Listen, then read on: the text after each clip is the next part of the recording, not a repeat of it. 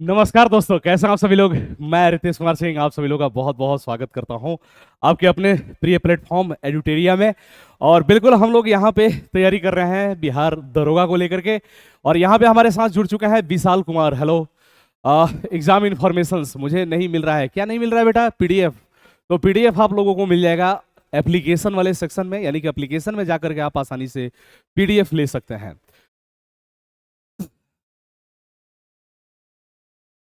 प्रतीक आनंद, कोई दिक्कत नहीं है बेटा, कोई दिक्कत नहीं है, कोई दिक्कत नहीं है।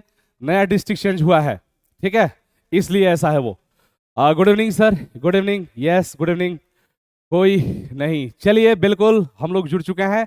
मिस्टर नीतीश गुरुजी प्रणाम, बहुत बहुत खुश रहिए बेटा। आप सभी लोग जुड़ जाइए हमारे साथ और बिल्कुल बहुत ही शानदार और जबरदस्त क्लासेस चलेंगी बिहार दरोगा को लेकर के। तो आप सभी लोग हमारे साथ बने रहिए और हम लोग धीरे धीरे करके आगे बढ़ेंगे एक एक चीज को लेकर के। यस, क्या सब कुछ ठीक है? ऑडियो वीडियो क्लियर है? और आज बिल्कुल ही शानदार और जबरदस्त टॉपिक लेकर के हम लोग चलेंगे। प्रियंका पांडे, नमस्कार सर, नमस्कार, good evening, good evening. Radhe Radhe, Radhe Radhe, Radhe Radhe भाई, राधे राधे। बिल्कुल बहुत ही शानदार क्लासेस चलेंगी, आप सभी लोग हमारे साथ बने रहिए। और हाँ, आप लोगों को इस स्क्रीन पे एक खास चीज दिख रहा होगा, इसको जरूर ध्यान रखेंगे।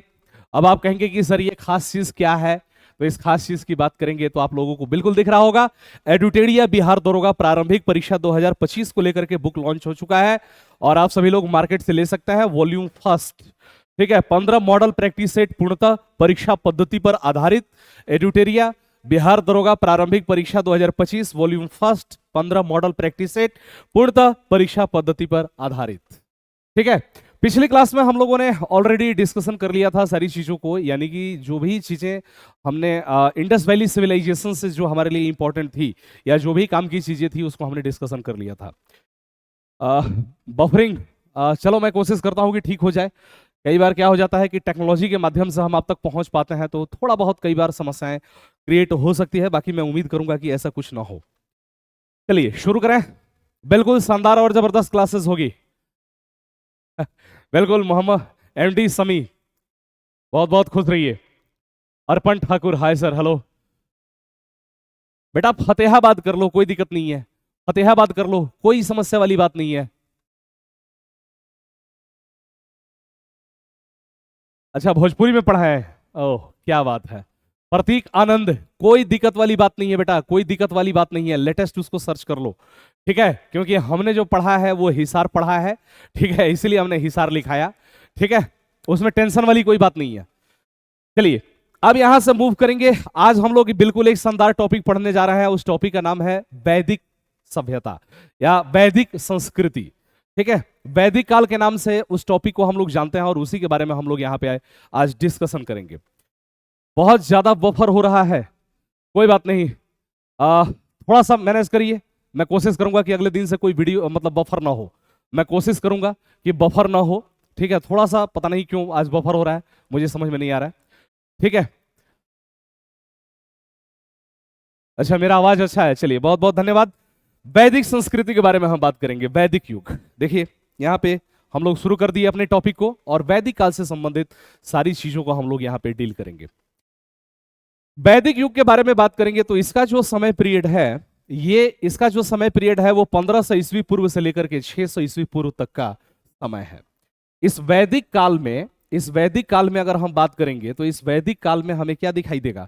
तो इस वैदिक काल में हम 4 वेदों के बारे में डिस्कशन करेंगे, 4 वेदों के बारे में हम लोग पढ़ेंगे। इस बात को ध्यान से देखिएगा, कितने वेदों के बारे में? तो 4 वेदों के बारे में हम लोग डिस्कशन करेंगे, इस बात को आप सभी लोग ध्यान रखिएगा। वैदिक युग, वैदिक युग में 4 वेद हमें दिखाई देता है, यहां पे ध्यान से देखिएगा। ऋग्वेद, कौन कौन सा वेद है? यहां पे ध्यान से देखिएगा, ऋग्वेद, ऋग्वेद, यजुर्वेद, सामवेद और फिर अथर्ववेद। अथर्ववेद, ये 4 वेद है और इन 4 वेदों के बारे में हमें पढ़ना है। जब हम वैदिक युग की बात करेंगे तो वैदिक काल का समय पीरियड कब से कब तक है? तो 1500 ईस्वी पूर्व से लेकर के 600 ईस्वी पूर्व तक का जो समय है वो वैदिक काल का समय है। अब इस वैदिक काल को हमने दो हिस्सों में बांट दिया है, ठीक है। वैदिक काल, ध्यान से देखिएगा, जब हमने बात किया वैदिक पीरियड का, तो वैदिक पीरियड को हमने दो हिस्सों में बांट दिया। We have divided into two part. The first one is Rigvedic काल, ऋग्वैदिक काल, ठीक है, यानी कि the Rigvedic period, the Rigvedic period. और इसकी अगर हम बात करेंगे तो इसका समय पीरियड क्या है? तो 1500 बीसी टू 1000 बीसी, यानी कि ऋग्वैदिक काल का समय क्या है? तो 1500 ईस्वी पूर्व से, ठीक है, 1500 ईस्वी पूर्व से लेकर के 1000 ईस्वी पूर्व तक का समय था। जब हम बात करेंगे लेटर वैदिक, यानी कि लेटर वैदिक यानी कि उत्तर वैदिक काल की हम बात करेंगे। किसकी बात करेंगे? तो उत्तर वैदिक काल। तो इसका समय पीरियड, लेटर वैदिक काल का पीरियड क्या है? तो लेटर वैदिक पीरियड, लेटर वैदिक पीरियड की अगर हम बात करेंगे तो इसका समय पीरियड हमें क्या दिखाई देता है? 1000 BC to 1000 BC to 600 BC. इसीलिए हमने वैदिक काल का जो पूरा समय पीरियड डिस्कस किया, उस पूरे वैदिक काल का समय पीरियड हमें दिखाई देता है कब से कब तक? तो 1500 ईस्वी पूर्व से लेकर के 600 ईस्वी पूर्व तक। अलग अलग इतिहासकारों में इसको लेकर के अलग अलग मतभेद है, सबका अलग अलग समय पीरियड है। सबने कहा है कि जो वैदिक काल का जो समय पीरियड है वो अलग अलग है। लेकिन जब हम वैदिक काल के बारे में बात करते हैं तो यहां पे एक चीज ध्यान रखिएगा, वैदिक कालीन जो इंद्र, ऋग्वैदिक कालीन इंद्र, मित्र, वरुण और नासत्य, नासत्य, ये जो चार देवता है ना, कौन कौन है? तो इंद्र, मित्र, मित्र, वरुण एंड नासत्य, ये जो चार देवता हैं, इन चारों देवताओं को कहां पे पाया गया है? यानी कि इन चारों देवताओं का उल्लेख कहां पे है? तो इन चारों देवताओं का उल्लेख, इन चारों ऋग्वैदिक देवताओं का उल्लेख, देवताओं का उल्लेख बोगज कोई इंस्क्रिप्शन पर मिलता है। कहां पे मिलता है? तो बोगज कोई अभिलेख पर, अभिलेख, अभिलेख में मिलता है, ठीक है। चार देवता थे ऋग्वैदिक कालीन, पहले ये लिख लीजिए, फिर इसके बारे में मैं समझा रहा हूं, बिल्कुल विस्तार पूर्वक समझाऊंगा, घबराने की जरूरत नहीं है। यानी कि बोगज कोई इंस्क्रिप्शन, बोगज कोई inscription, Asia minor, Asia minor, ठीक है, यानी कि तुर्की से। कहां से? तो तुर्की से मिलता है। इस चीज को समझिए थोड़ा सा। टेक्नीशियन को बोलो बेटा मैं बोल दिया हूं, लेकिन अभी थोड़ा सा शाम का समय है, कोई दिक्कत नहीं है, घबराने की जरूरत नहीं है। ये वीडियो मैं रिकॉर्ड भी कर रहा हूं, ये वीडियो आप लोगों को प्रोवाइड हो जाएगा, मिल जाएगा। आप सभी लोग बने रहिए हमारे साथ, ठीक है। क्लास मिलेगा बेटा, रजत कश्यप, घबराइए मत। मुझे खुद समझ में नहीं आ रहा है कि क्या समस्या हो गई, और अभी आया तो मैं चेक किया तो नेट तो चल ही रहा था, लेकिन पता नहीं क्या हो गया। इसको हम देखते हैं, ठीक है, इसको हम देखते हैं और इसका हम वीडियो अपलोड करा देंगे, घबराइए मत आप लोग, ठीक है। हाँ, बीसीई और बीसी में क्या फर्क है यहां पर देखिए, कंसेप्ट भी समझाऊंगा। सबसे पहले बीसीई और बीसी में क्या अंतर है, आप सभी लोग इसको समझ लीजिए, ठीक है। पहले आप लोग इसको समझ लीजिए, बीसी और बीसीई में क्या अंतर है, क्या डिफरेंस है, पहले इसको हम लोग देख लेते हैं, ठीक है।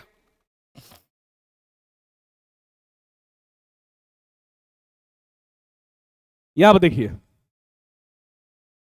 हमने एक टाइमलाइन लिया है, ठीक है, हमने एक टाइमलाइन लिया है, यहां पे ध्यान से देखिएगा, हमने एक टाइमलाइन लिया है। मान लीजिए कि यहां पे जीरो है, क्या है? तो यहां पे जीरो है।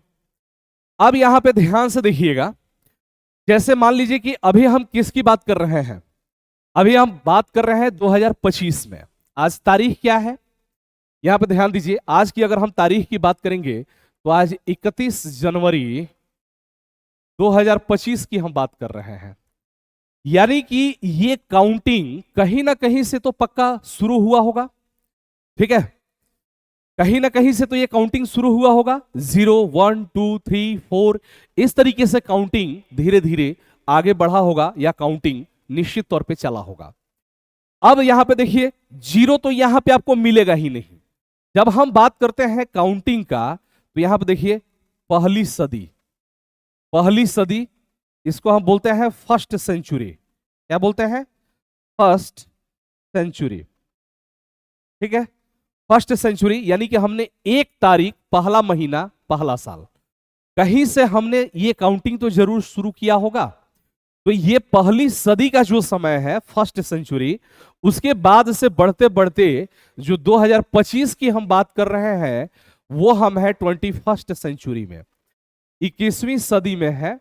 यानी कि 21st सेंचुरी की हम बात कर रहे हैं। ये समझ लीजिए आप सभी लोग, 21st सेंचुरी की हम बात कर रहे हैं। यहां से काउंटिंग शुरू हुआ, पहली सदी, दूसरी सदी, तीसरी सदी, चौथी सदी, 5वीं सदी, इस तरीके से करते करते हम 21वीं सदी तक आज पहुंचे हैं। काउंटिंग में भी यही होता है, 1 2 3 4 5 6 और फिर इंफिनिटिव हो जाता है। लेकिन ये जो काउंटिंग की शुरुआत की गई है वो ईसा मसीह के जन्म से की गई है। क्या की गई है? ईसा मसीह के जन्म से, फ्रॉम द बर्थ ऑफ यीशु, ठीक है, यानी कि from the birth of Jesus Christ, Jesus Christ, यानी कि ईसा मसीह के जन्म से हमने काउंटिंग शुरू कर दिया है, ठीक है। यानी कि हमने क्या किया है, तो ईसा मसीह के जन्म से हमने काउंटिंग को शुरू कर दिया है, इस बात को ध्यान रखिएगा। यानी कि 1 2 3 4 5 6 इस तरीके से हमने शुरू किया, ठीक है। यहां से ये कंटिन्यू चलता रहा। अब इसको हमने क्या कहा, ईसा मसीह के जन्म से जो हमने काउंटिंग शुरू किया, 1 2 3 4 5 6 इस तरीके से धीरे धीरे करके, जो कि आज हम 2025 में है और ये 21वीं सदी का समय है। और ये शुरुआत कब से होता है, तो ईसा मसीह के समय से। ईसा मसीह के समय से जो समय है उसको हम बोलते हैं एडी, या इंग्लिश में बोलते हैं एनो डोमिनी, एनो डोमिनी, ठीक है। या हम इसको बोलते हैं ईसवी, या हम बोलते हैं ईसवी, या हम इसको बोलते हैं एनो डोमिनी, ईसवी, या सीई, यानी कि कॉमन एरा। क्या बोलते हैं? कॉमन एरा या सामान्य संवत हम इसको बोलते हैं। क्या बोलते हैं? सामान्य संवत बोलते हैं, ठीक है।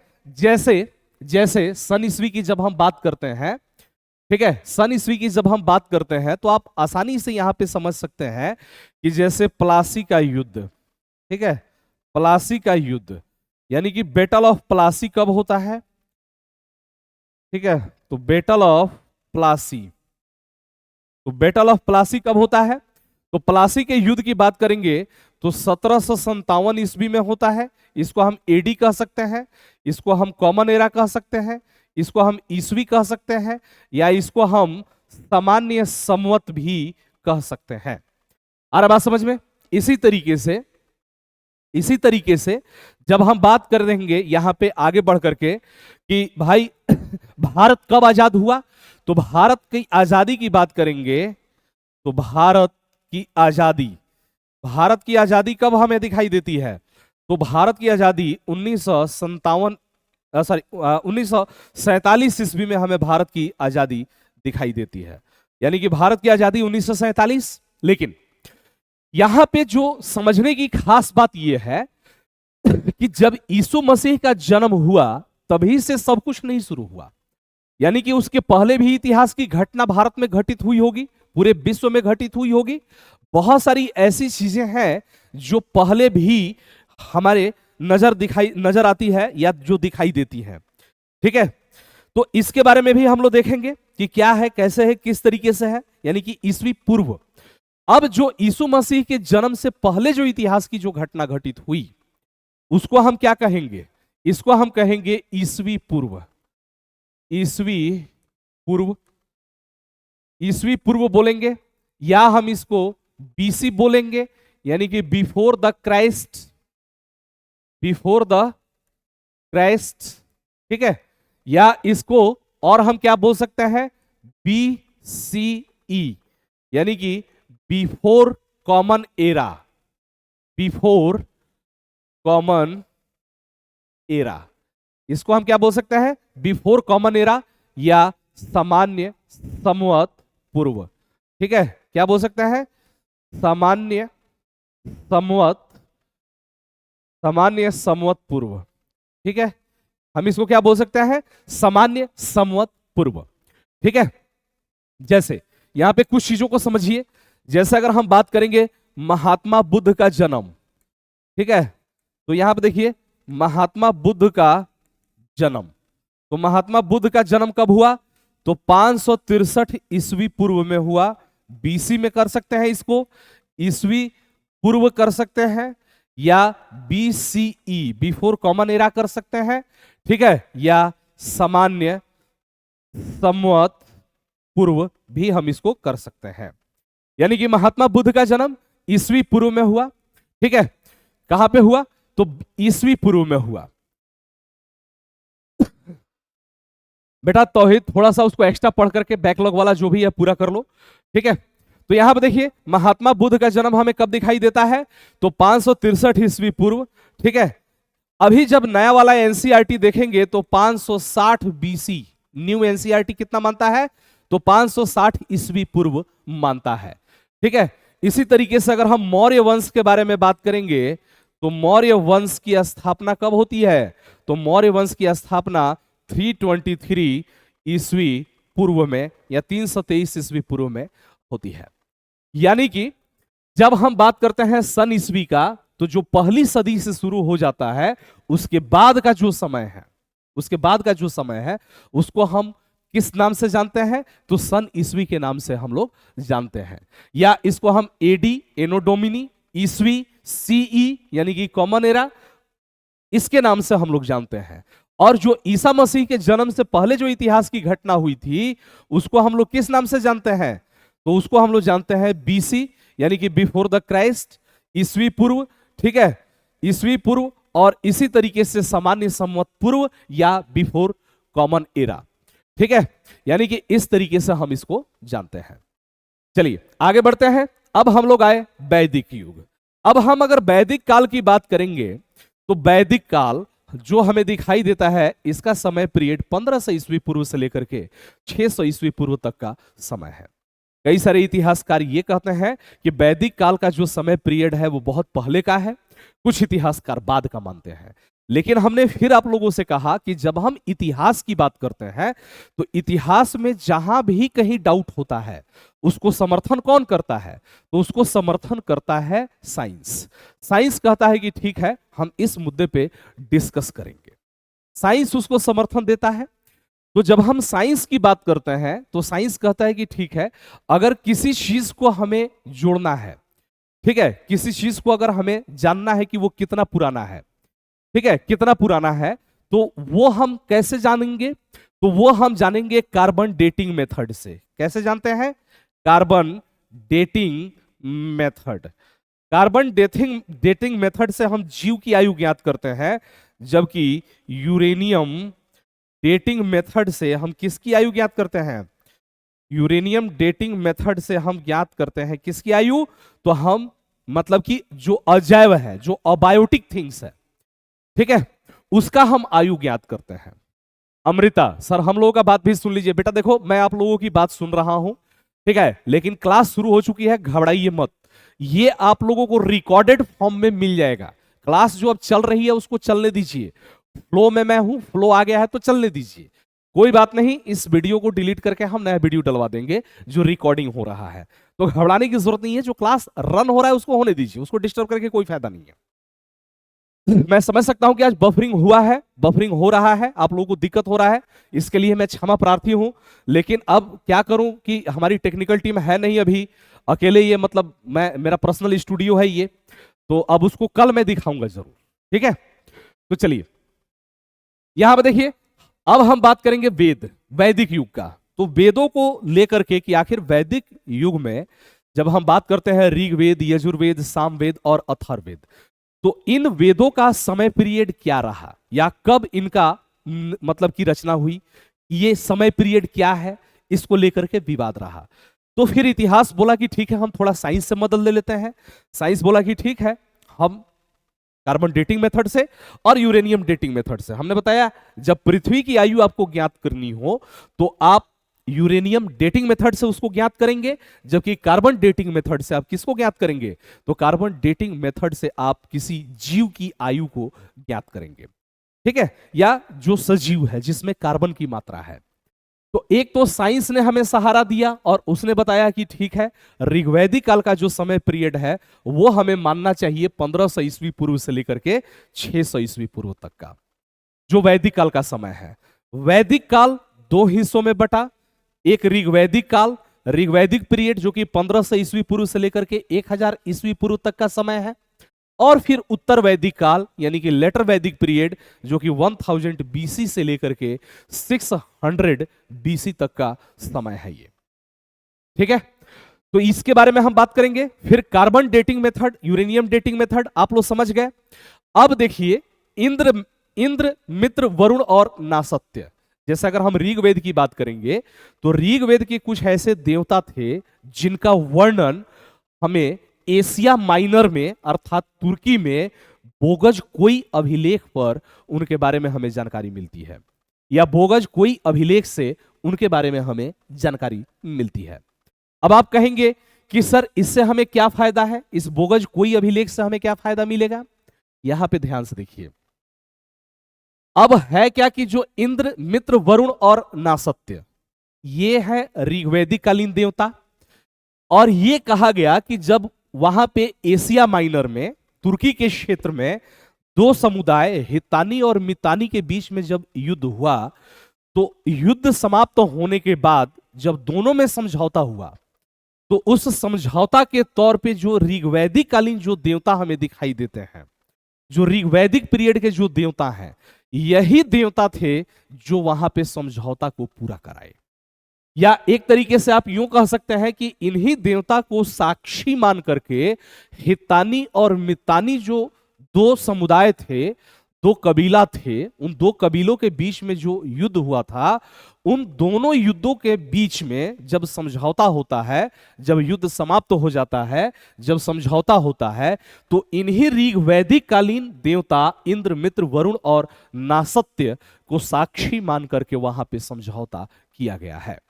आ रहा बात समझ में? तो चूंकि अब वहां पे ऋग्वैदिक कालीन देवता को शामिल करके वहां पे समझौता किया गया है, इन देवताओं को शामिल किया गया है, इनको साक्षी माना गया है। जैसे मान लीजिए कि आप कोर्ट में जाते हैं, तो जब कोर्ट में जाते हैं तो कोर्ट में सबसे पहले जब आप गवाही के तौर पे वहां पे जाएंगे तो आपको पेश किया जाएगा और आपके हाथ में गीता दिया जाएगा, ठीक है। और गीता पे आप हाथ रख करके कहेंगे कि मैं कसम खाता हूं कि मैं गीता की कसम खाता हूं कि मैं सच बोलूंगा और सच के सिवा कुछ नहीं बोलूंगा, ठीक है। जैसे आप लोगों ने कोर्ट में सीन देखा होगा, बहुत सारे मूवी में ऐसे सीन आप लोगों को दिखाई जाते हैं। तो कहने का मतलब यह है कि जो ये इंद्र मित्र वरुण और नासत्य जो ऋग्वैदिक कालीन देवता हैं, ठीक है, ऋग्वैदिक कालीन जो देवता हैं, ये जो देवता हैं, इनको साक्षी मान करके जो तुर्की में एशिया माइनर में जो दो समुदाय थे हितानी और मितानी, उनके बीच में समझौता हुआ। अब चूंकि ऋग्वैदिक कालीन देवता का वर्णन एशिया माइनर में है, बोगज कोई इंस्क्रिप्शन पे है, ये तो क्वेश्चन कई जगह पूछा है, बोगज कोई इंस्क्रिप्शन पे है, तो ऐसी स्थिति में ये बात हम स्पष्ट रूप से कह सकते हैं, ये बात हम स्पष्ट रूप से कह सकते हैं कि चूंकि अब ये एशिया माइनर में जो बोगज कोई इंस्क्रिप्शन है, इसका समय पीरियड 1400 बीसी का है। कब का है? तो 1400 बीसी का है। और चूंकि ये 1400 BC का है और उस पर इंद्र, मित्र, वरुण और नासत्य इन 4 देवताओं का वर्णन है, इसलिए जो वैदिक काल का जो समय पीरियड है लगभग यही 1500 से लेकर के 600 ईस्वी के आसपास में रहेगा। ठीक है, आ रहा बात समझ में? यानी कि कब से कब तक? 1500 से लेकर के 600 ईस्वी के आसपास में रहेगा, क्योंकि इसका जो समय पीरियड है 1400 BC का है। यहां तक समझ में आ गया है? यहां से हम लोग आगे बढ़ते हैं। चलिए अब यहां पे देखिए, वैदिक साहित्य की एक पांडुलिपि, ठीक है, मैन्युस्क्रिप्ट्स ड्यूरिंग वैदिक पीरियड, मैन्युस्क्रिप्ट्स ड्यूरिंग वैदिक पीरियड, यानी कि वैदिक काल का पांडुलिपि है ये।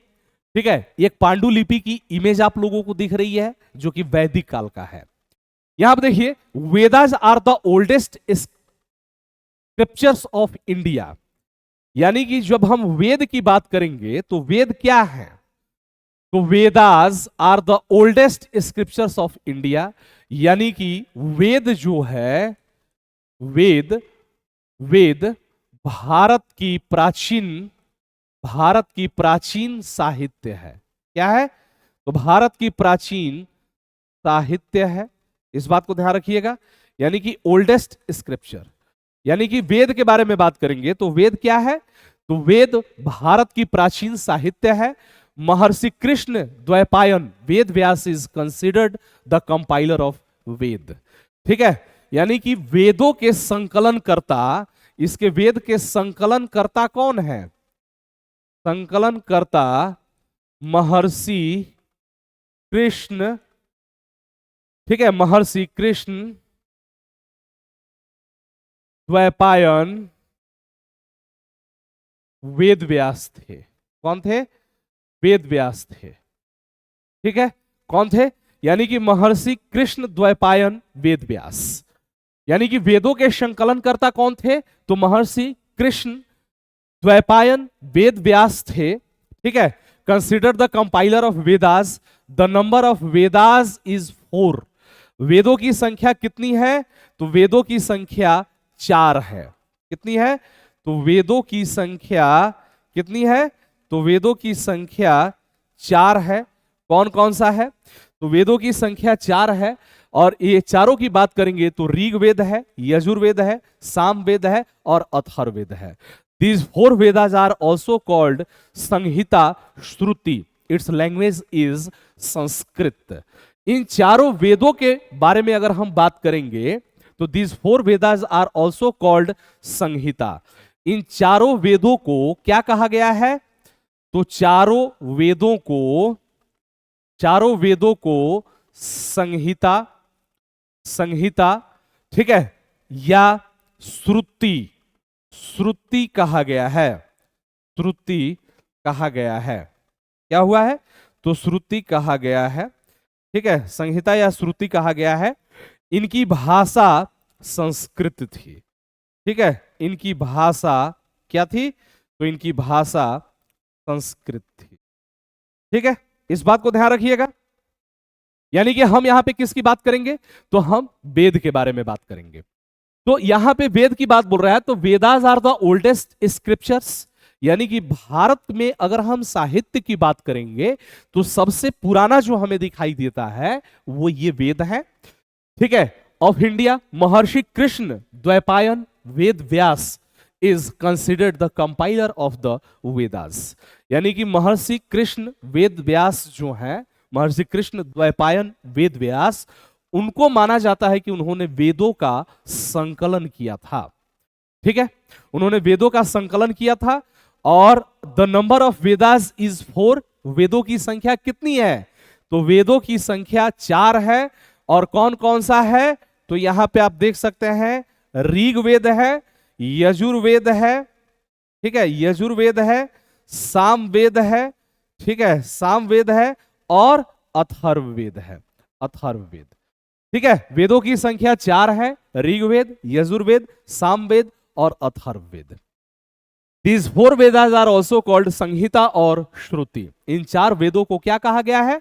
तो संहिता या श्रुति के तौर पे जाना गया है। ठीक है, इट्स लैंग्वेज इज संस्कृत। इसकी भाषा क्या है? तो इसकी भाषा के बारे में बात करेंगे तो वेदों की भाषा संस्कृत है। ये आप नोट कर सकते हैं, वेदों की भाषा, ठीक है, क्या है? तो वेदों की भाषा संस्कृत है। ठीक है, क्लास के बाद मैं कुछ क्वेश्चंस भी करवाऊंगा। ठीक है, क्वेश्चंस भी करवाऊंगा, तो आप लोग बिल्कुल इसको सही से नोट्स बनाते हुए चलिएगा। मैं बिल्कुल दावे के साथ कह दे रहा हूं कि जितना मैं पढ़ा दे रहा हूं इससे ज्यादा आपके एग्जाम में क्वेश्चंस नहीं आएंगे। क्वेश्चंस जो पूछे जाएंगे यहीं से पूछे जाएंगे, और ये बिल्कुल शानदार और जबरदस्त तरीके से सारे टॉपिक को मैं कवर करके चलूंगा। अब यहां पे देखिए, सारे वेदों को हम एक एक करके पढ़ेंगे, लेकिन इन वेदों के अलावा कुछ और भी साहित्यिक ग्रंथ हैं जिनको हम वैदिक साहित्य के तौर पे जानते हैं। अब वैदिक साहित्य में देखिए क्या क्या शामिल है, ये पहले आप लिख सकते हैं। तो यहां पे देखिए, वैदिक साहित्य, वैदिक साहित्य के बारे में अगर बात करेंगे, वैदिक लिटरेचर, वैदिक लिटरेचर, तो वैदिक लिटरेचर में क्या क्या शामिल है बेटा? तो वैदिक लिटरेचर में तो एक तो हमने वेद कर लिया कि भाई चार वेद हैं, ब्राह्मण है, ब्राह्मण है, ब्राह्मण, ठीक है,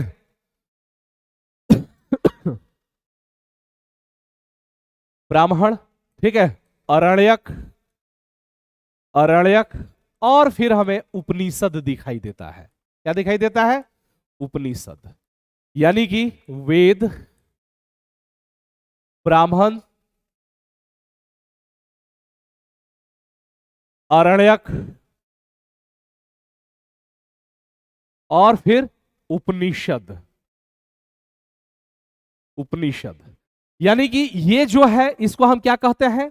तो इसको हम वैदिक साहित्य के तौर पे जानते हैं, और इन सभी को श्रुति या संहिता, श्रुति या संहिता के तौर पे जाना जाता है। श्रुति या संहिता यानी कि जो वेद है, जिसमें चार वेद के बारे में हमने बात किया, तो चार वेद, ब्राह्मण, अरण्यक, उपनिषद, इनको हम क्या कहते हैं? तो इनको हम वैदिक साहित्य के तौर पे जानते हैं। ठीक है, वैदिक साहित्य के तौर पे हम इनको जानते हैं, इस बात को ध्यान रखिएगा। और ये जो वैदिक साहित्य है इसमें वेद, ब्राह्मण, अरण्यक और उपनिषद। अब इसके बारे में हमें अलग से समझ लेना है। वेद को हम लोग विस्तार पूर्वक अभी अलग से पढ़ेंगे, सबके बारे में पढ़ेंगे, लेकिन पहले हम थोड़ा जान लेते हैं कि कौन क्या है। अब यहां पर देखिए, ब्राह्मण, ब्राह्मण के बारे में अगर बात करेंगे तो जो यज्ञ की व्याख्या करे वही ब्राह्मण है। ब्राह्मण के बारे में आप लोग जानते हैं, ब्राह्मण एक तो ब्राह्मण जाति भी है, लेकिन यहां पे जब हम ब्राह्मण की बात करते हैं तो ये ब्राह्मण क्या है? तो ये ग्रंथ है। ठीक है, यानी कि this is the book, this is the book, ये क्या है? ये पुस्तक है। यानी कि ध्यान से देखिएगा, ब्राह्मण जो यज्ञ की व्याख्या करे वही ब्राह्मण है। ब्राह्मणों को वेदों का परिशिष्ट माना जाता है। इसमें वेदों की व्याख्या गद्य में की गई है। वैसे अगर हम वेद के बारे में बात करेंगे तो वेद कैसे लिखे गए हैं? तो श्लोक में लिखे गए हैं, पद्य में लिखे गए हैं, लेकिन यहां पे बोल रहा है कि ये जो ब्राह्मण है, चूंकि वेद अब संस्कृत में है, ये भी है हालांकि संस्कृत में ही, लेकिन उसको समझने के लिए, उसको एक्सप्लेनेशन के तौर पे ब्राह्मण में उसके विस्तार से जानकारी दी गई है।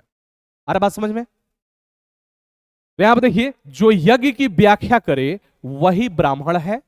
ब्राह्मणों को वेदों का परिशिष्ट माना जाता है। इसमें वेदों की व्याख्या गद्य में की गई है। यानी कि Brahmana, the one who explains the yajna, the one who explains the yajna is Brahmana. Brahmanas are considered to be an addendum to the Vedas. यानी कि इसको वेदों का एडेंडम कहा जाता है। In this the Vedas are explained in prose. इसमें क्या किया गया है? तो वेदों को गद्य में व्याख्यायित किया गया है। अरे बात समझ में? यहां पर देखिए, ये एक अश्वमेघ यज्ञ का चिन्ह है, यह मतलब कि फोटो है यहां पे, अश्वमेघ यज्ञ, अश्वमेघ यज्ञ, ठीक है, अश्वमेघ यज्ञ है ये। तो ब्राह्मण आप समझ गए, सबसे पहले वेद, ठीक है, सबसे पहले वेद के बारे में हमने देख लिया। तो वेद अभी हम विस्तार पूर्वक पढ़ेंगे, बिल्कुल नहीं घबराना है। फिर ब्राह्मण क्या है, तो जो यज्ञ की व्याख्या करे वही ब्राह्मण है। ब्राह्मणों को वेदों का परिशिष्ट माना जाता है, इसमें वेदों की व्याख्या गद्य में की गई है, ठीक है। फिर यहां पे देखिए, अब अरण्यक के बारे में बात करेंगे। यहां पे देखिए अरण्यक, अरण्यक का मतलब होता है, अरण्यक का मतलब होता है जंगल, द बुक ऑफ फॉरेस्ट। क्या है? द बुक ऑफ फॉरेस्ट, ठीक है, द बुक ऑफ फॉरेस्ट। जंगल की देवी कौन है? तो जंगल की देवी जो थी, जंगल की देवी अरण्यनी थी। अरण्यनी कौन थी? तो अरण्यनी जो थी वो कौन थी? तो जंगल की देवी थी। यहां पे देखिए अरण्यक के बारे में, अरण्यक के बारे में जब हम लोग बात करेंगे तो ये क्या है, ध्यान से देखिएगा। यह एक स्वतः स्फूर्त, यानी कि स्पोंटेनियस, यह एक स्वतः स्फूर्त रचना है, ठीक है, जिसमें विभिन्न आध्यात्मिक एवं दार्शनिक समस्याओं का विवेचन किया गया है। क्या किया गया है? तो जिसमें विभिन्न आध्यात्मिक एवं दार्शनिक समस्याओं का विवेचन किया गया है। अरण्यकों को रहस्य भी कहा जाता है। अरण्यकों का मुख्य विषय प्राण विद्या है, इसमें यज्ञों की आध्यात्मिक व्याख्या मिलती है, ठीक है। अरण्यक के बारे में बात कर रहे हैं। This is a spontaneous composition in which various spiritual and philosophical problems have been discussed. Aranyaks are also called mystery. इसको रहस्य कहा गया है। The main subject of Aranyak is प्राण विद्या. In this, the spiritual explanation of यज्ञ is found. यानी कि अरण्यक में क्या है? तो इसमें आध्यात्मिक जानकारी हमें प्राप्त होती है, ठीक है। यानी कि अरण्यक यानी कि वैसी रचना जो जंगल में रह करके की गई है, ठीक है। कैसी है ये? यानी कि जंगल में रहकर लिखी गई पुस्तक,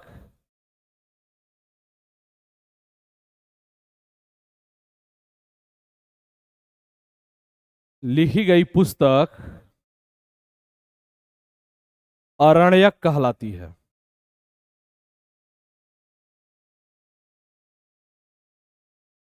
अरण्यक कहलाती है। क्या कहलाती है? तो जंगल में रहकर लिखी गई पुस्तक जो है वो क्या है? तो अरण्यक कहलाती है, ठीक है। अरण्यक यानी कि जो जंगल में रह करके लिखी गई, जो जंगल में रह करके लिखी गई उसको क्या कहा गया? तो अरण्यक कहा गया। इसी कारण जो जंगल की देवी थी उसको क्या कहा गया? तो जंगल की जो देवी थी उसको अरण्यनी कहा गया है। इस बात को ध्यान रखिएगा। तो यह क्या है? यह एक स्वतः स्फूर्त रचना है जिसमें विभिन्न आध्यात्मिक एवं दार्शनिक समस्याओं का विवेचन किया गया है। अरण्यकों को रहस्य भी कहा जाता है। अरण्यकों का मुख्य विषय प्राण विद्या है, इसमें यज्ञों की आध्यात्मिक व्याख्या मिलती है। क्या मिलती है? तो इसमें यज्ञों की आध्यात्मिक व्याख्या मिलती है। कंटिन्यू करेंगे। अब हम बात करेंगे उपनिषद का, ठीक है। यहां पर देखिए उपनिषदों की कुल संख्या कितनी है? तो उपनिषद के बारे में अगर बात करेंगे तो उपनिषदों की कुल संख्या 108 है। The total number of Upanishad is, ठीक है, उपनिषद इज 108। यहां पे देखिए उप जोड़ निह जोड़ शब्द उपनिषद, ठीक है, यानी कि गुरु के समीप, गुरु के समीप बैठकर लिया गया ज्ञान, लिया गया ज्ञान उपनिषद कहा गया, कहा गया, ठीक है। यानी कि देखो अरण्यक क्या है?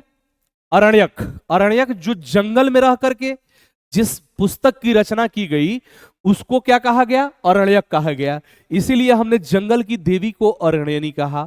लेकिन जब हम बात करेंगे यहां पे उपनिषद का तो इसका लिटरल मीनिंग होता है उपजोड़ निह जोड़ शब्द, यानी कि गुरु के समीप बैठकर लिया गया ज्ञान जो था ये उपनिषद था। यहां पे देखिए, उपनिषद यानी कि गुरु के समीप बैठकर क्या कर रहा है, गुरु के समीप बैठकर शिष्य जो ज्ञान प्राप्त करे वह उपनिषद है। वैदिक साहित्य का अंतिम भाग उपनिषद है। ठीक है, वैदिक साहित्य में हमने क्या क्या देखा, वेद, ब्राह्मण, अरण्यक और उपनिषद। ठीक है,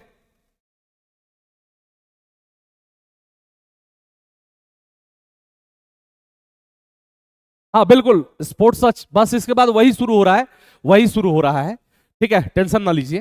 ठीक है, तो गुरु के समीप बैठकर शिष्य जो ज्ञान प्राप्त करे वह उपनिषद है। वैदिक साहित्य का अंतिम जो भाग है, जो लास्ट पार्ट है, वही उपनिषद है। इसीलिए उपनिषद को वेदांत भी कहते हैं। क्या कहते हैं इसको, वेदांत भी कहते हैं। भारतीय दर्शन की शुरुआत अरण्यक से होती है, जबकि उसका चरम उपनिषदों में या उपनिषदों को माना जाता है। यानी कि अगर हम इंडियन फिलॉसफी की बात करेंगे तो that start from Aranyaka, while as the Upanishad is the culmination of the Indian philosophy. Upanishad में आत्मा एवं ब्रह्मा का वर्णन है। किसका वर्णन है, आत्मा एवं ब्रह्मा का वर्णन है। इसका मूल विषय आत्म विद्या या दर्शन है। इसका मूल विषय क्या है, आत्म विद्या या दर्शन है। चलिए, उपनिषद द नॉलेज गेन, यहां पे ध्यान से देखिए, the knowledge gain by the disciple bye sitting near the Guru is उपनिषद। यानी कि उपनिषद में क्या है, तो गुरु के नजदीक बैठकर लिया गया ज्ञान उपनिषद था। ठीक है, Upanishad are the last part of Vedic literature, that is why Upanishad are also called Vedanta. इसको क्या कहा जाता है, तो वेदांत कहा जाता है। Indian philosophy begins with the Aranyaka. भारतीय दर्शन की शुरुआत कहां से होती है, तो अरण्यक से होती है।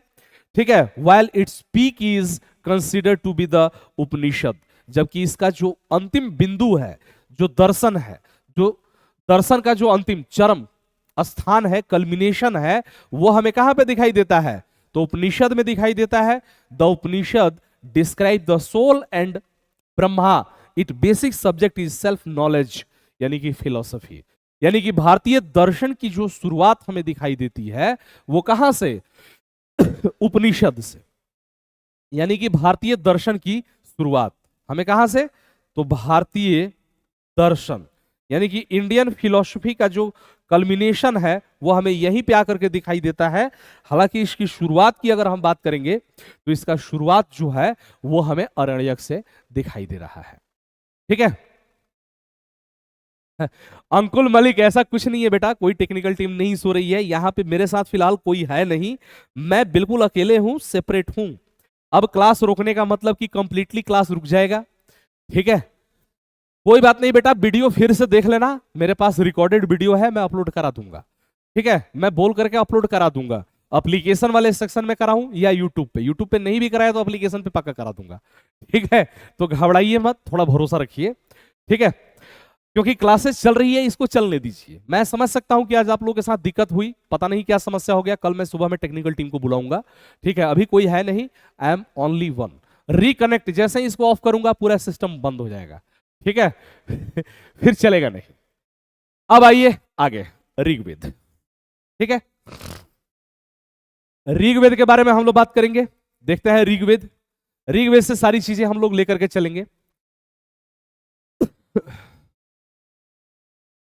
ऋग्वेद की बात करेंगे तो ऋग्वेद क्या है, तो सबसे प्राचीन वेद है, सबसे प्राचीन वेद। ठीक है, यानी कि ओल्डेस्ट वेदास। ठीक है, ये तो सबसे प्राचीन वेद है। कौन सा है, तो ऋग्वेद है। इस बात को ध्यान रखिएगा, पूरे विश्व में सबसे प्राचीन है। संपूर्ण विश्व में भी प्राचीन है। ठीक है, oldest in world, oldest book in world. ठीक है, सबसे पुरानी पुस्तक है, यानी कि पूरे विश्व में सबसे पुराना कौन सा है, तो यही है ऋग्वेद। यहां पे देखिए, यहां पे जो आपको ये मिट्टी दिख रहा है ना, उत्खनन के दौरान प्राप्त वैदिक सभ्यता के बर्तन का एक दृश्य, तो इसको हम बोलते हैं ओसीपी, यानी कि ओल्ड कलर्ड पॉटरी। ठीक है, यानी कि ओल्ड कलर पॉटरी। ठीक है, यानी कि ओसीपी प्रकार के ये बर्तन थे। जैसा कि हमने हड़प्पा में क्या पढ़ा, हड़प्पा में हमने पढ़ा कि वहां पे BRW था, यानी कि ब्लैक एंड रेड वेयर था। ठीक है, लेकिन यहां पे हमें क्या है, तो ये है ऑड कलर पॉटरी, यानी कि गेरू रंगीय मृदभांड हमें दिखाई देता है। ठीक है, गेरू रंगीय मृदभांड है, ओसीपी है। ऋग्वेद के बारे में हम बात करेंगे तो सबसे प्राचीन वेद है। ठीक है, ओल्डेस्ट कॉप्सी इन वर्ल्ड, यानी कि विश्व की सबसे पुरानी साहित्यिक कृति क्या है, तो विश्व की सबसे पुरानी ग्रंथ है। ठीक है, विश्व की सबसे पुरानी ग्रंथ। इस ग्रंथ की अगर हम बात करेंगे, किसकी हम बात कर रहे हैं, ऋग्वेद का, तो ऋग्वेद, ठीक है,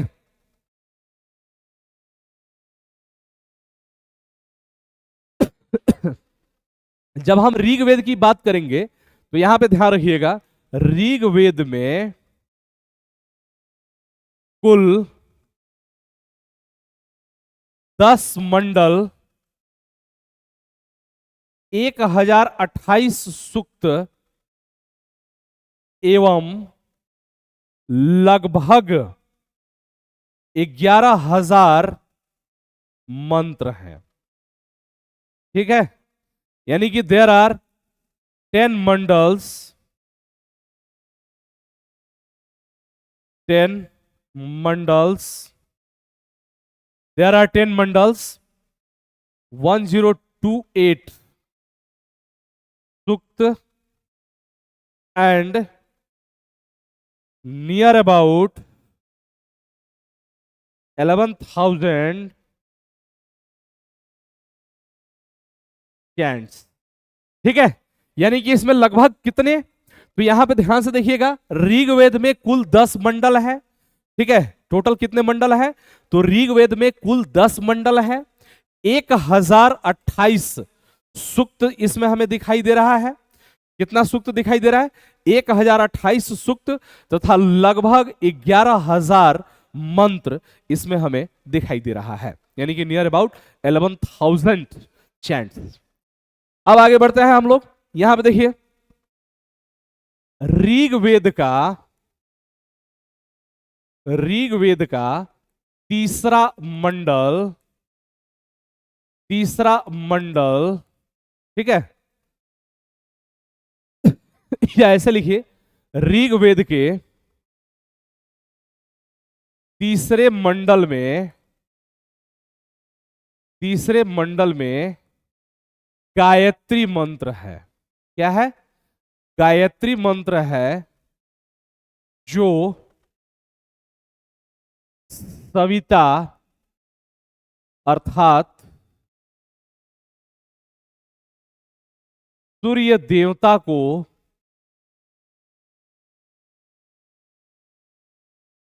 समर्पित है। क्या है, तो सूर्य देवता को समर्पित है, यानी कि थर्ड मंडल ऑफ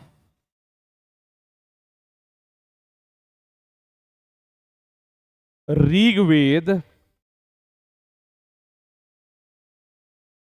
was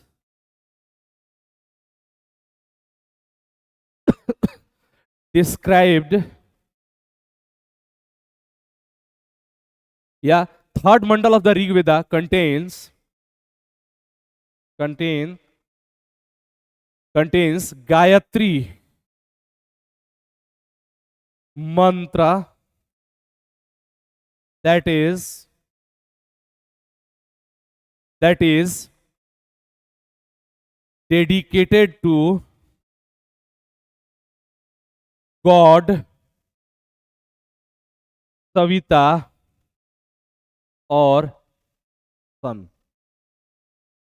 यानी कि जो ऋग्वेद का जो तीसरा मंडल है, ठीक है, यानी कि द थर्ड मंडल, थर्ड मंडल के बारे में हम बात करेंगे तो ये किसको समर्पित है, यानी कि the third Mandal of Rigveda is dedicated या describe about the Gayatri chants, Gayatri mantra that is dedicated to the god Savita और सन।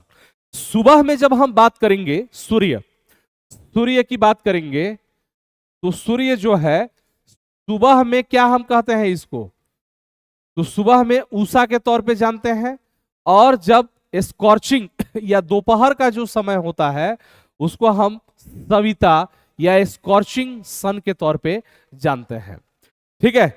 और ये किसके द्वारा, यानी कि ऋग्वेद का तीसरा मंडल, ऋग्वेद का तीसरा मंडल किसके द्वारा, तो ऋग्वेद का तीसरा मंडल विश्वामित्र के द्वारा लिखा गया, विश्वामित्र द्वारा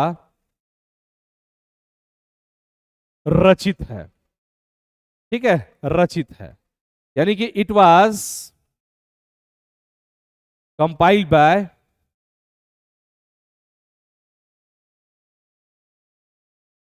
विश्वामित्र, ठीक है, किसके द्वारा, तो ये विश्वामित्र के द्वारा लिखित है या रचित है, ठीक है। यानी कि जो ऋग्वेद का थर्ड मंडल है वो क्या है, तो ऋग्वेद का थर्ड मंडल के बारे में अगर हम बात करेंगे तो ये विश्वामित्र के द्वारा लिखित है, और इसमें क्या है, तो इसके बारे में अगर हम बात करेंगे तो इसमें गायत्री मंत्र है, आप लोगों ने सुना भी होगा, ओम भूर्भुवस्सुः तत्सवितुर्वरेण्यं भर्गो देवस्य धीमहि प्रचोदयात्। तो ये किसको डेडिकेटेड है, तो ये सूर्य को अर्थात सविता को समर्पित है। आ रहा है बात समझ में, तो यहां से आगे हम लोग बढ़ेंगे, यहां से आगे हम लोग बढ़ेंगे, यहां पर देखिए अब हम बात करेंगे ऋग्वेद का सातवां मंडल, ऋग्वेद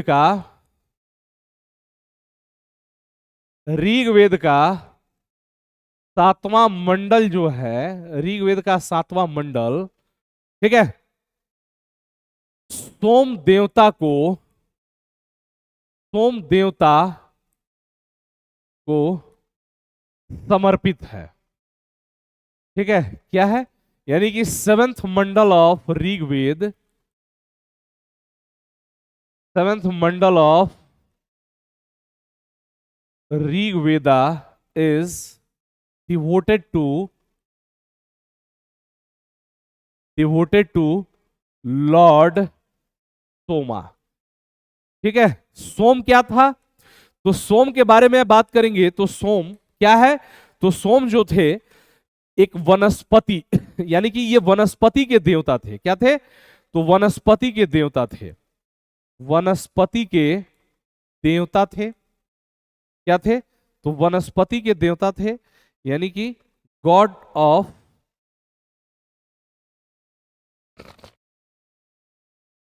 फॉरेस्ट, कह सकते हैं जंगल के देवता थे ये, मतलब कि एक तरीके से सोम जो थे वनस्पति जो होता है उसके देवता थे। आ रहा बात समझ में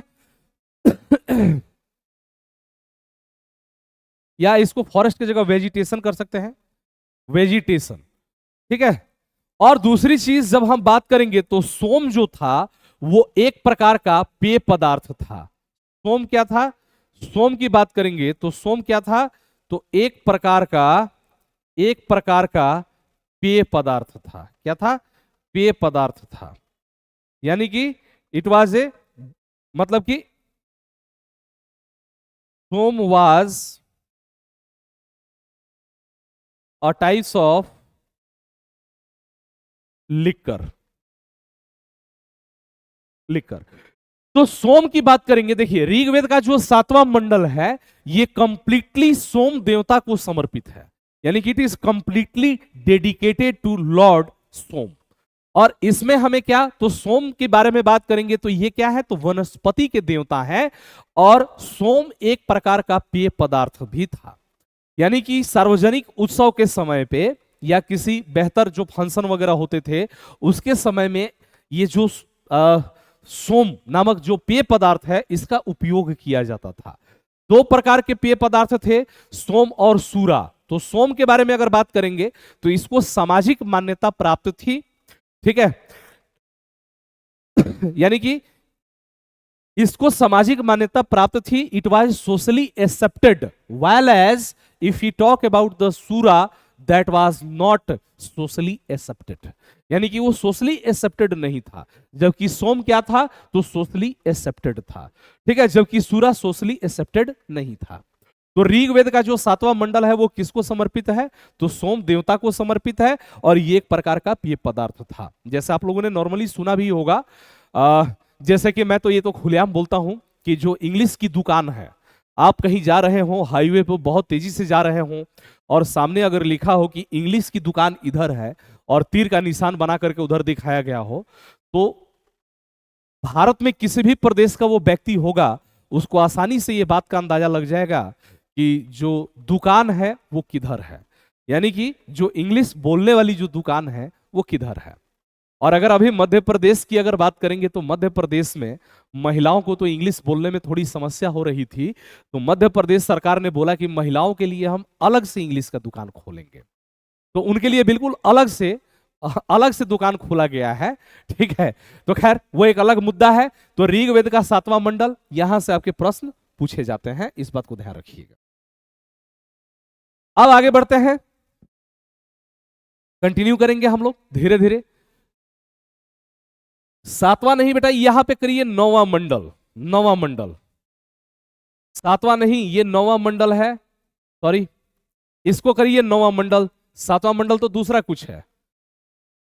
ये कौन सा है, ये 9वां मंडल है। कौन सा है, तो 9वां मंडल। 9वां मंडल है, 7वां नहीं है, ठीक है, यानी कि 9th मंडल।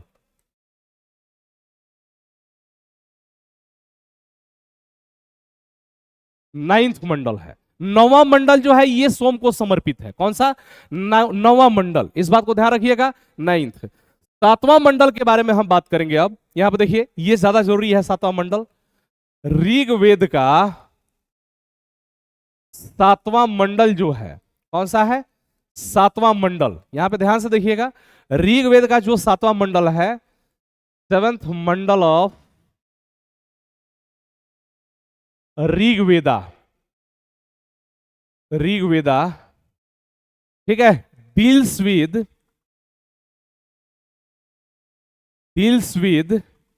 ठीक है, यानी कि 7th Mandal of Rigveda deals with 10 king battle, 10 king battle, ठीक है, यानी कि ऋग्वेद का 7वां मंडल किसके बारे में, तो दशराग्य युद्ध के बारे में बात करता है। दशराग्य युद्ध के बारे में बात करता है, ठीक है, दशराग्य युद्ध के बारे में बात करता है। यानी कि दशराग्य का मतलब होता है 10 राजाओं का युद्ध। क्या है, तो 10 राजाओं का युद्ध, ठीक है, यानी कि 10 किंग बैटल, ठीक है, क्या है, तो 10 किंग बैटल है। यहां पे ध्यान से देखिएगा, ठीक है, यहां पे ध्यान से आप सभी लोग देखिएगा। 10 किंग बैटल जो 7th मंडल है, 7th मंडल ऑफ ऋग्वेद, इसमें हुआ क्या था कि यहां पे देखिए, भारत जन या त्रित्सुजन के राजा थे। यानी कि भारत जन और त्रित्सुजन, ठीक है, त्रित्सुजन के राजा थे सुदास। कौन थे, सुदास के बारे में हम बात करेंगे। भारत जन के राजा थे सुदास। सुदास ने क्या किया कि अपने राज पुरोहित के पद से विश्वामित्र को हटा दिया। क्या कर दिया, तो विश्वामित्र को अपने राज पुरोहित के पद से हटा दिया। जब राज पुरोहित के पद से हटा करके वशिष्ठ को राज पुरोहित नियुक्त कर लिया। इनके राज पुरोहित कौन थे, राज पुरोहित वशिष्ठ थे। कौन थे, राज पुरोहित वशिष्ठ थे। कौन थे? तो राज पुरोहित वशिष्ठ थे। ठीक है, यानी कि हम बात करेंगे, यानी कि royal priest was Vashishtha. Vashishtha कौन थे? वशिष्ठ थे। तो जब इन्होंने विश्वामित्र को हटा करके वशिष्ठ को नियुक्त कर लिया, तो ऐसी स्थिति में जब हम बात करेंगे तो वशिष्ठ जो थे 10 राजाओं को इकट्ठा किए। 10 राजा, 10 राजा थे। कितने थे? तो 10 राजा थे, यानी कि 10 किंग थे। 10 किंग थे। अब इस 10 किंग में 5 जो थे आर्यंस थे, प्लस 5 नॉन आर्यंस थे। नॉन आर्यंस, ठीक है। इनके जो पुरोहित थे कौन थे? तो इनके पुरोहित, यानी कि इनके पुरोहित कौन थे? तो इनके पुरोहित विश्वामित्र थे। कौन थे? विश्वामित्र थे। विश्वामित्र थे, ठीक है। यानी कि Vishwamitra was the priest of these kings, या these 10 kings फेडरेशन।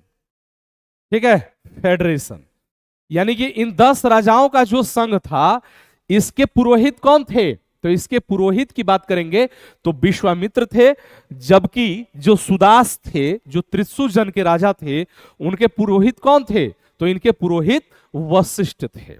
अब एक चीज ध्यान से देखिएगा आप सभी लोग, इस युद्ध में, वैसे अगर इस युद्ध की बात करेंगे तो ये युद्ध कहां पे हुआ था?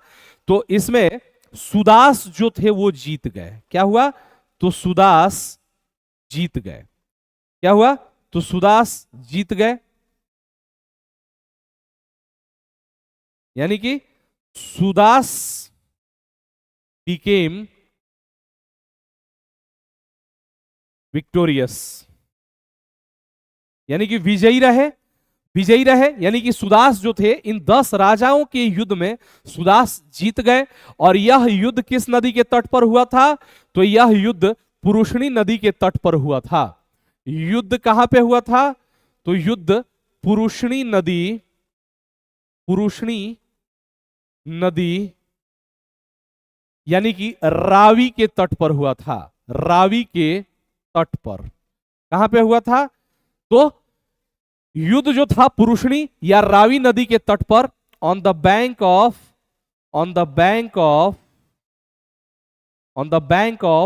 रावी रिवर। ठीक है, यानी कि रावी नदी के तट पर यह युद्ध हुआ था, जिसको हमने ऋग्वैदिक काल में क्या कहा था? तो पुरुषणी नदी के तौर पे हमने इसको जाना है। ठीक है, तो पुरुषणी यानी कि on the bank of Ravi river. ठीक है, रावी नदी के तट पर, पुरुषणी नदी के तट पर। अब यहां पे एक चीज आप आसानी से समझ सकते हैं, ध्यान से देखिएगा कि अब जो भरत जन या त्रिशु जन के राजा सुदास थे, जिसके बारे में हमें 7th मंडल ऑफ ऋग्वेद में जानकारी मिलती है, ठीक है। तो अब सुदास जीत गए और इनके राज पुरोहित वशिष्ठ थे। और जो 10 राजा थे, जिसमें 5 आर्य थे और 5 अनार्य थे, उनके पुरोहित कौन थे? विश्वामित्र थे। तो जीतने वाले कौन थे? वशिष्ठ थे। तो जाहिर सी बात है कि ऋग्वेद का 7वां मंडल, यानी कि इस मंडल की रचना किसने किया? तो इस मंडल की रचना वशिष्ठ ने किया। ठीक है, वशिष्ठ ऋषि ने किया। किसने किया? तो वशिष्ठ ऋषि ने किया। ठीक है, यानी कि बाय वशिष्ठ ऋषि। ठीक है, यानी कि वशिष्ठ ऋषि के द्वारा इसकी रचना, यानी कि ऋग्वेद का जो 7वां मंडल है वो किसके द्वारा? तो ऋग्वेद का जो 7वां मंडल है वो वशिष्ठ ऋषि के द्वारा इसकी रचना की गई थी। कंटिन्यू करेंगे हम लोग। यहां पर देखिए, अब यहां पे 4 आपको फिगर दिखाया गया है। ठीक है, ऋग्वेद का जो 10वां मंडल है, यहां पे ध्यान से देखिएगा, ऋग्वेद का 10वां मंडल क्या कह रहा है? तो ऋग्वेद का 10वां मंडल किससे? तो ऋग्वेद का 10वां मंडल, ठीक है, जिसमें पुरुष सूक्त है,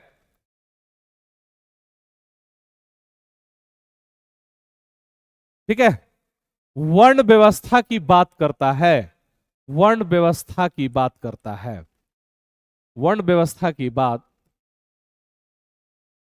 करता है। ठीक है, यानी कि 10th mandala of Rigveda, 10th mandala of Rigveda, ठीक है, स्पेशली हम किसकी बात करेंगे? Purusha Sukta, deals about, deals about, Purusha Sukta deals about class system, class system. आ रहा बात समझ में? वर्ण व्यवस्था। इस वर्ण व्यवस्था में हमें 4 वर्ण दिखाई देता है। कौन कौन सा? तो ये जो है ब्राह्मण, ठीक है, ये कौन है? तो ब्राह्मण, ये है क्षत्रिय, ये कौन है? तो ये है वैश्य, और ये कौन है? तो ये है शूद्र। ठीक है, यहां पर देखिए, ब्राह्मण, क्षत्रिय, वैश्य, शूद्र। देखिए, अब ये कहा जाता है कि इनका जन्म कैसे हुआ? तो जो परम पुरुष थे या जो ब्रह्मा थे, ब्रह्मा के, ठीक है, तो ब्रह्मा के मुख से किसका जन्म हुआ? तो मुख से ब्राह्मण का जन्म हुआ, ठीक है, माउथ से, ठीक है, माउथ से। क्षत्रिय की बात करेंगे तो क्षत्रिय का किसका? तो भुजाओं से, यानी कि आर्म से जन्म हुआ। किससे हुआ? आर्म से। वैश्य की बात करेंगे तो जंघाओं से जन्म हुआ। किससे हुआ? जंघाओं से, यानी कि थाई से। और शूद्र की बात करेंगे तो इनका जन्म कैसे हुआ? तो पैर से, यानी कि फुट से इनका जन्म हुआ, या पैर से। तो ये जो वर्ण व्यवस्था है, ये हमें सबसे पहले कहां दिखाई देता है? तो ये हमें सबसे पहले दिखाई देता है ऋग्वेद में। ठीक है, ऋग्वेद में। अब वर्ण व्यवस्था की बात करेंगे तो ये एक तरीके से क्या है? तो क्लास सिस्टम है। क्या है? तो क्लास सिस्टम है, इस बात को ध्यान रखिएगा। और ये जो क्लास सिस्टम है वो किस आधार पे बटा हुआ था? तो क्लास सिस्टम की अगर बात करेंगे तो ये जो क्लास सिस्टम था पहले वर्क के आधार पे था, यानी कि it was divided on their work. जैसे मान लीजिए, एक छोटा सा उदाहरण दे रहा हूं, और आज भी और वर्तमान समय में भी, वर्तमान समय में भी अगर हम बात करेंगे तो वर्तमान समय में भी समाज को सुचारू रूप से चलाए रखने के लिए, समाज को बेहतर तरीके से चलाए रखने के लिए हमें क्लास सिस्टम की आवश्यकता होती है। We need class system, because without class system we are not going to run the whole society. जैसे कि देखिए, मैं एक छोटा सा मैं उदाहरण दे रहा हूं, बहुत छोटा सा, एक बहुत छोटा सा मैं उदाहरण दे रहा हूं। जैसे मान लीजिए कि आप घर में 4 भाई हैं, घर में 4 भाई हैं। अब एक भाई उसमें से पढ़ाई लिखाई करके, मेहनत करके आईएएस ऑफिसर बन जाता है, यानी कि ही बिकेम आईएएस ऑफिसर। जो दूसरा आपका भाई है वो बनता है, मान लीजिए कि बिजनेसमैन बन गया, यानी कि उसने एक बड़ा सा इंपायर खड़ा कर लिया, बिजनेस शुरू कर दिया। तीसरा मान लीजिए कि आप दरोगा की तैयारी कर रहे हैं एडुटेरिया के माध्यम से, और आप बिहार में दरोगा बन गए, सब इंस्पेक्टर हो गए। और चौथा जो है कुछ नहीं कर पाया और इन तीनों भाइयों का सेवा करने लगा। आ रहा बात समझ में? सेवा शुश्रूषा करने लगा, और वो क्या करने लगा कि उन्हीं सभी के द्वारा दिए गए पैसे से अपना जीवन यापन करने लगा। अब आप हमें एक चीज क्लियरली बताइए, बहुत आसानी से समझ करके बताइए, कि क्या सोसाइटी में, क्या समाज में आप चारों भाइयों का जो सम्मान रहेगा, जो इज्जत रहेगा, क्या वो इक्वल रहेगा? जी बिल्कुल नहीं, इक्वल नहीं रहेगा। जो आईएएस है उनका ज्यादा वैल्यू रहेगा, जो दरोगा है उनसे कम रहेगा, जो व्यापार कर रहे हैं बेशक उनके पास चाहे पैसा जितना हो जाए, उनका वैल्यू दरोगा से थोड़ा कम रहेगा या इक्विवेलेंट रह सकता है। और जो कुछ नहीं कर रहा है, जो खेती गृहस्थी कर रहा है, जो बाकी तीनों की सेवा कर रहा है, और उन्हीं से जो पैसा रुपया मिलता है, वो लोग जो खर्च देते हैं, उसे अपना जीवन यापन कर रहा है, तो समाज में उसका जो सम्मान है वो सबसे कम रहेगा। तो इसी तरीके से समाज में शुरुआती दौर में ऋग्वैदिक काल के दौरान जो व्यक्ति जिस कार्य को करने के योग्य था वो उस क्लास में डिवीजन में चला गया। जैसे अगर मान लीजिए कि ऋग्वैदिक काल में अगर 10-15 लोग हैं, उसमें से जो पठन पाठन का कार्य कर रहा है, जो पढ़ने लिखने का कार्य कर रहा है, पढ़ाने का और समझाने का कार्य कर रहा है, वो क्या हो गया? तो वो ब्राह्मण के नाम से जाना गया। जो युद्ध कर रहा है, बाकी को सुरक्षा दे रहा है, वो क्षत्रिय के तौर पे जाना गया, जो सबको सुरक्षा दे रहा है। जैसे आप दरोगा बन जाएंगे तो आप क्षत्रिय की कैटेगरी में शामिल हो सकते हैं। हालांकि ऐसा भी कुछ नहीं है, लेकिन फिर भी मोटा मोटी कर सकते हैं। फिर जब आप मान लीजिए कि उसमें अगर कोई व्यापार वाणिज्य करने लगा, व्यवसाय करने लगा, तो वो किस में चला गया? तो वैश्य हो गया। और जो सबसे नीचे के तबके का था, जो सबके लिए कार्य करता था, उसे कुछ पैसे लेकर के अपना जीवन यापन करता था, वो किस कैटेगरी में चला गया? तो वो शूद्र में चला गया। हाँ, ये ध्यान रखना है कि ऋग्वैदिक काल में जो ये क्लास सिस्टम था वो रिजिड नहीं था। That was not the rigid. यानी कि ये क्लास सिस्टम कैसा था? तो बिल्कुल एक ही परिवार में अलग अलग कार्यों को करने वाले लोग हो सकते थे। यानी कि एक व्यक्ति कहता है कि मैं लेखक हूं, मेरे पिताजी चिकित्सक हैं, जबकि मेरी माता दूसरे के घरों में आटा पीसती है। यानी कि एक ही परिवार में अलग अलग कार्यों को करने वाले अलग अलग लोग हो सकते थे। आ रहा बात समझ में? अलग अलग लोग हो सकते थे। तो यही है ब्राह्मण, क्षत्रिय, वैश्य और शूद्र। ऋग्वेद के बारे में 2-4 चीजें और हम लोग देख लेते हैं।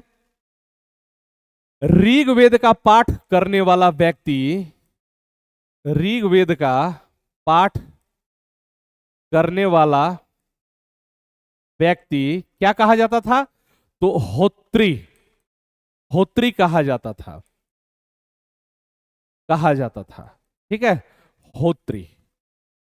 ठीक है, यानी कि हु रीड्स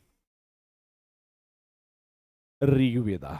ठीक है, होत्री कहा जाता था।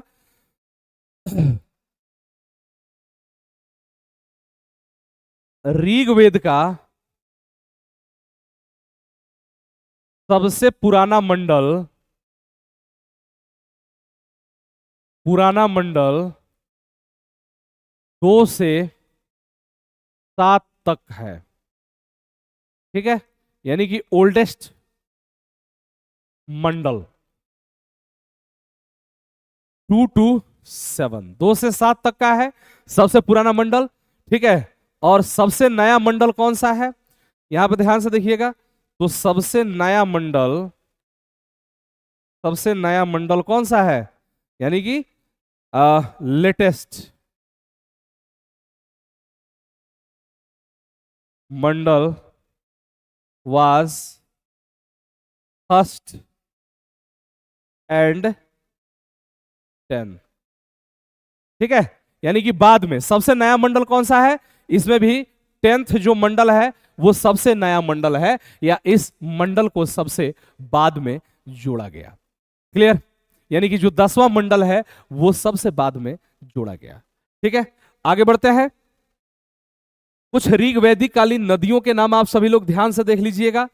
कुछ ऋग्वैदिक कालीन नदियों के नाम के बारे में हम लोग बात करेंगे। ऋग्वैदिक कालीन नदियां कुछ ऋग्वैदिक कालीन नदियां। ठीक है, कुछ ऋग्वैदिक कालीन, यानी कि सम ऋग्वैदिक पीरियड रिवर्स सप्त सिंधु क्षेत्र में थे, जैसे कि सिंधु।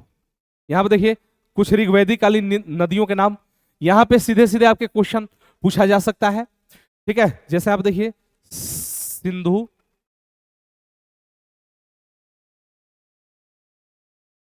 झेलम, चिनाब, रावी,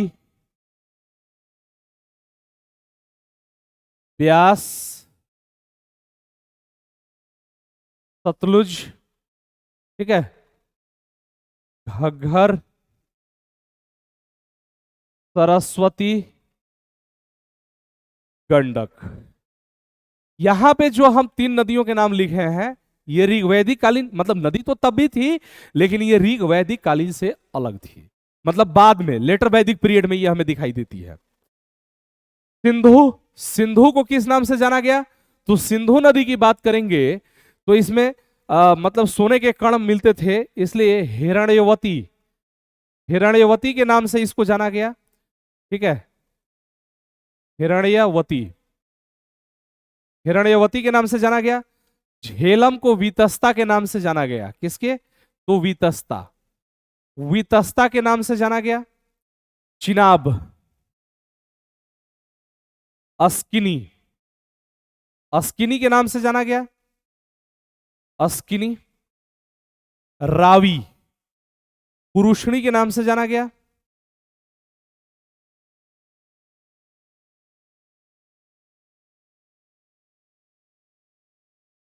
पुरुषणी, ठीक है। व्यास, व्यास को विपाशा के नाम से जाना गया।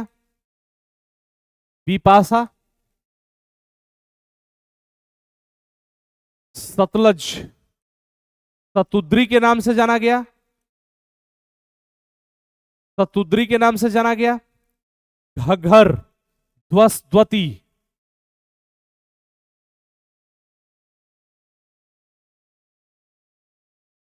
ध्वस्द्वती के नाम से जाना गया। ठीक है, ध्वस्द्वती।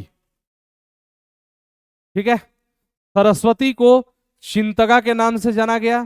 चिंतका,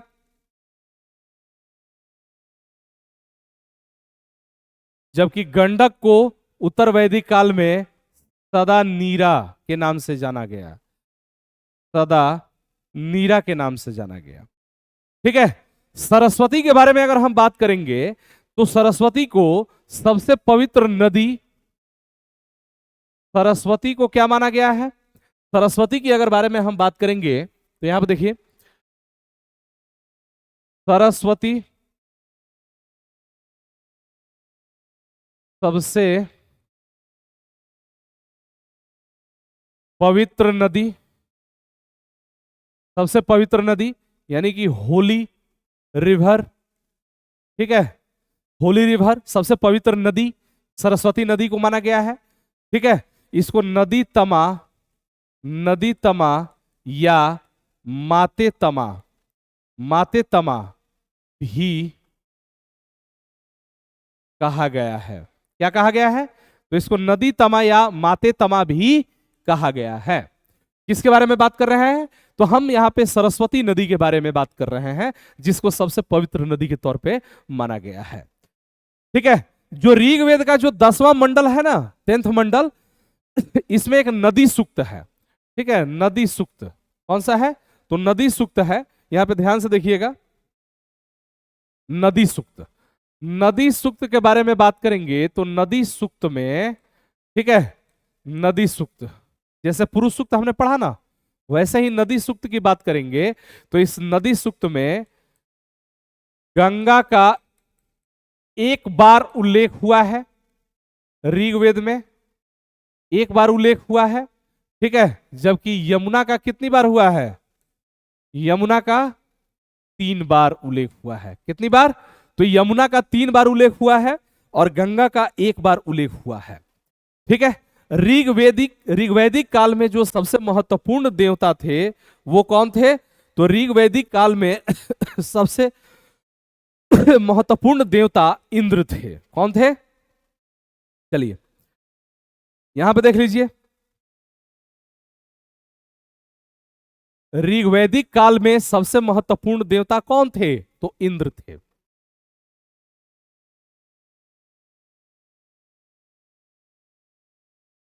ऋग्वैदिक काल में सबसे महत्वपूर्ण देवता इंद्र थे। ठीक है, यानी कि Indra was chief deity during Rig वैदिक पीरियड है, ऋग वैदिक पीरियड, ठीक है। इनको समर्पित कितने हैं? तो 250 मंत्र हैं। कितने? 250 चैंट्स, यानी कि 250 मंत्र हैं। इस बात को ध्यान रखिएगा। इंद्र के बाद महत्वपूर्ण देवता अग्नि थे। कौन थे? तो अग्नि थे, अग्नि थे, यानी कि अग्नि was second important deity during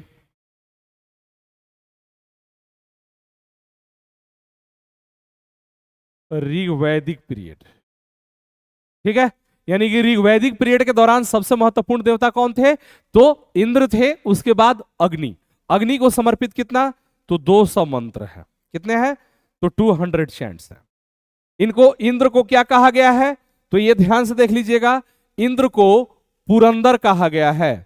Purandar, Purandar का मतलब होता है किला को जीतने वाला। क्या है? तो किला को जीतने वाला, ठीक है। किला को जीतने वाला यानी कि डिस्ट्रॉयर ऑफ फोर्ट, यानी कि किला को जीतने वाला, ठीक है। पुरंदर कहा गया है इनको। क्या कहा गया है? तो पुरंदर कहा गया है। इसी के साथ जब हम आगे बढ़ेंगे तो और भी देखिए, ऋग वैदिक कालीन समाज, ठीक है। इसका पीडीएफ एप्लीकेशन पे मिल जाएगा बेटा, एप्लीकेशन पे मिल जाएगा, एप्लीकेशन वाले सेक्शन में, ठीक है। नहीं, कल क्लास नहीं थी, ठीक है, कल क्लास नहीं थी। यहां पे देखिए कुछ चीजें हम महिलाओं के बारे में देख लेते हैं। सती प्रथा नहीं था, सती प्रथा नहीं था, यानी कि सती सिस्टम नहीं था, ठीक है। बाल विवाह ये भी नहीं था, बाल विवाह यानी कि चाइल्ड मैरिज ये भी नहीं था, ठीक है। स्वयंवर प्रथा था। क्या था? स्वयंवर था, ठीक है, स्वयंवर, ठीक है। नियोग प्रथा, नियोग प्रथा का प्रचलन था, यानी कि नियोग सिस्टम। अब आप कहेंगे कि सर ये नियोग सिस्टम क्या था? यानी कि मान लीजिए कि अगर किसी स्त्री के पति की मृत्यु हो जाती है तो ऐसी स्थिति में, ठीक है, ऐसी स्थिति में वो स्त्री अपने पति के छोटे भाई से विवाह कर सकती थी, ठीक है। तो इसी को हम नियोग प्रथा, यानी कि पति के मृत्यु के बाद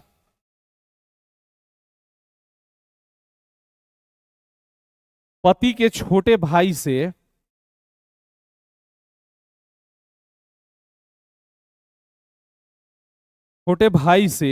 विवाह हो सकता था, विवाह हो सकता था, ठीक है। स्त्रियों को शिक्षा का अधिकार था। क्या था? तो स्त्रियों को शिक्षा का अधिकार, यानी कि right to education, right to education था। इसमें विदुषी जो विद्वान महिलाएं थी, अपाला, घोषा, सिक्ता, विश्वेश्वरा, ये सब विदुषी महिलाएं थी। कौन कौन थी? अपाला, घोषा, सिक्ता, विश्वेश्वरा, ये सब क्या थी? तो ये सभी की सभी विदुषी महिलाएं थी, यानी कि लर्नड पर्सन थी, ठीक है, पढ़ी लिखी महिलाएं थी, ठीक है। बाकी इधर हमने देख ही लिया। इसके अलावा कुछ अन्य देवता में आप नाम लिख सकते हैं। मित्र, वरुण,